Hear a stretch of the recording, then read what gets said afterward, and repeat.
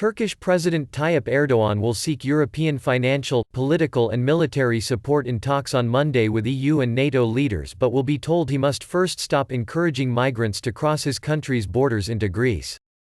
Tens of thousands of migrants have been trying to get into Greece, an EU member state, since Ankara said on February 28 it would no longer try to keep them on its territory as agreed in a 2016 deal in return for billions of euros in aid for refugees. Turkey hosts some 3.6 million refugees from Syria, where its troops are facing off against Russian-backed Syrian government forces. Erdogan repeated his criticism on Sunday that the EU had failed to provide sufficient help for the refugees. The events at the Greek-Turkish border clearly point to politically motivated pressure on the EU's external border, the head of the European Commission, Ursula von der Leyen, said ahead of her talks with Erdogan in Brussels on Monday evening. Finding a solution to this situation will require relieving the pressure that is put on the border, she told a news conference.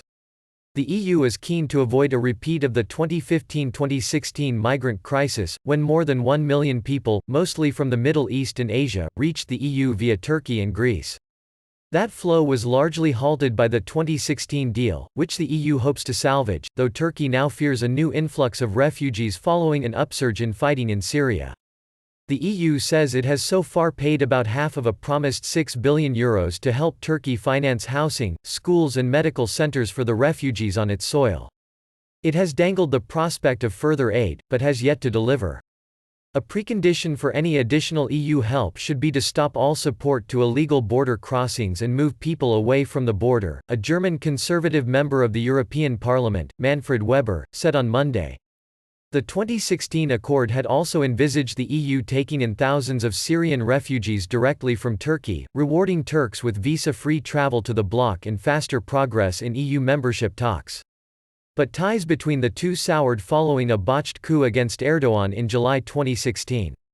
The EU criticized the scale of Erdogan's post-coup crackdown on dissent and has effectively frozen Turkey's long-stalled bid to join the bloc. Turkey, which is a NATO member, wants more European support in Syria, where it aims to build settlements for the refugees. Turkey has requested a political exchange with the EU, dialogue to put all things on the table. We can do that, but not under pressure, an EU diplomat said. Erdogan will meet NATO Secretary-General Jens Stoltenberg at 15:30 GMT and then later the EU Commission's von der Leyen and the chairman of the bloc's national leaders, Charles Michel.